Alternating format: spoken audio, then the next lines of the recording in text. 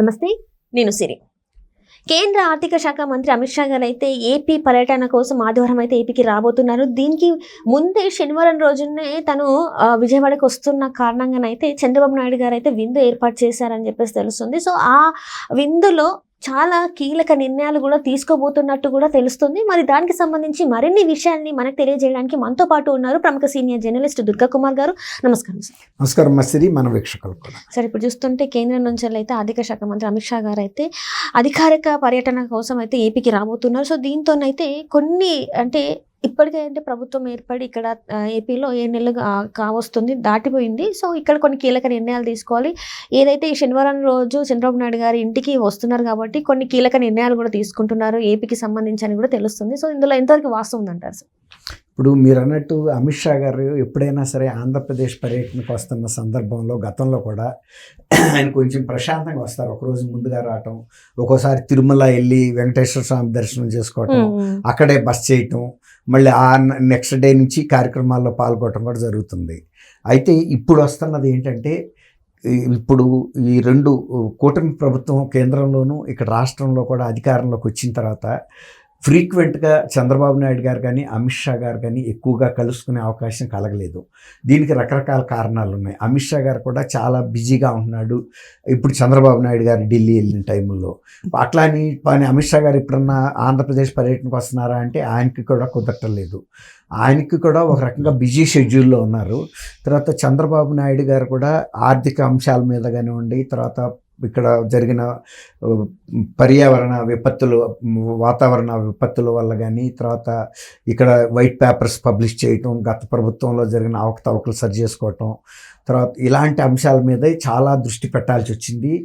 తర్వాత గతంలో అన్నా క్యాంటీన్లు రద్దు చేసిన సందర్భంలో మళ్ళీ వాటన్నిటిని ప్రారంభించడానికి ఇలాంటి కసరత్తులు బయట కనపడే కొన్ని, కనపడనివి కూడా కొన్ని, ఇంకా భవిష్యత్తులో వాళ్ళు ఇచ్చిన 5 సో ఈ హామీలు ఉన్నాయి కదా, 6 పథకాలకు సంబంధించిన వాటికి సంబంధించిన హోంవర్క్ చేసుకోవటం, కొన్ని అమలు చేయటం 2, మిగిలిన వాటికి కూడా హోంవర్క్లు చేసుకోవటం అనేది చాలా తీవ్రంగా జరుగుతూ ఉంది.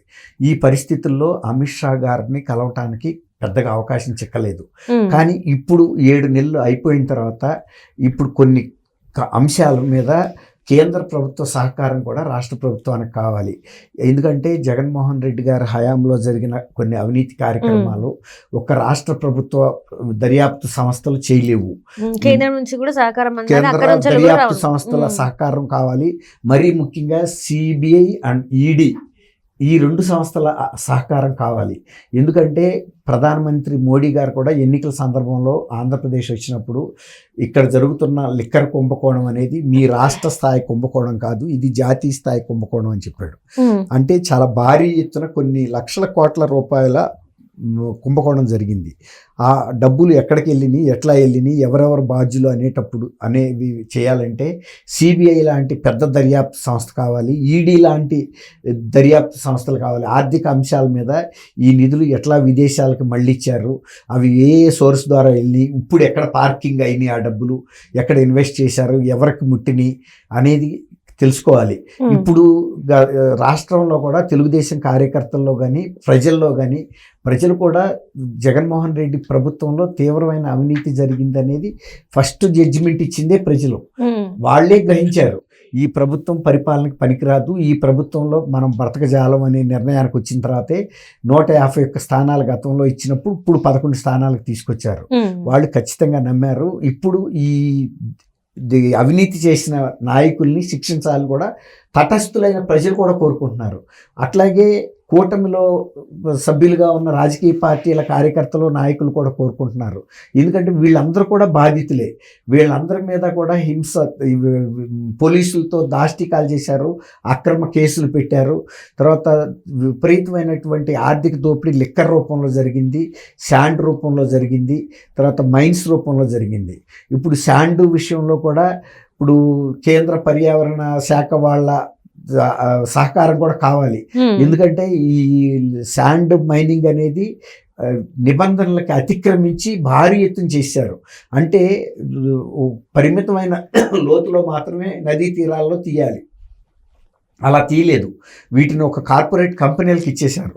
అసలు వాళ్ళు ఎంత దోపిడీ చేశారు, అక్కడి నుంచి జగన్మోహన్ రెడ్డికి ఎంత అందిని, కోశాగారానికి ఎంత వచ్చింది, అసలు మొత్తం క్వాంటమ్ ఆఫ్ ఇసుక ఎంత వెళ్ళిపోయింది, దాని మూలాల్సిన రావాల్సినంత ఆదాయం వచ్చిందా రాలేదా, రాకపోతే ఎంత నష్టపడ్డాము, దీన్ని ఎవరికి బాధ్యులు చేయాలి, ఇలాంటి అంశాలన్నింటినీ కూడా చర్చించి వాళ్ళ మీద చర్యలు తీసుకోమని రాష్ట్రంలో కూడా ఒత్తిడి బాగా పెరిగింది. మొన్నటికి మొన్న లోకేష్ గారు చంద్రగిరి మండలంలో వాళ్ళ స్వగ్రామైన నారావారిపాలెంలో కూడా అక్కడ తెలుగుదేశం ఇతర మిత్రపక్ష కార్యకర్తలు, ముఖ్యంగా తెలుగుదేశం కార్యకర్తలతో ఇష్టాగోష్ఠిగా మాట్లాడుతూ కూడా ఎవరైతే అవినీతి చేశారో, అక్రమాలు చేశారో, దాష్టికాలు చేశారో, అధికార దుర్వినియోగం చేశారో వీళ్ళందరి మీద చర్యలు ఉంటాయి, వాళ్ళ ఈ ఫిబ్రవరి నుంచి మొదలవుతుందని కూడా ఆయన కూడా చెప్పాడు.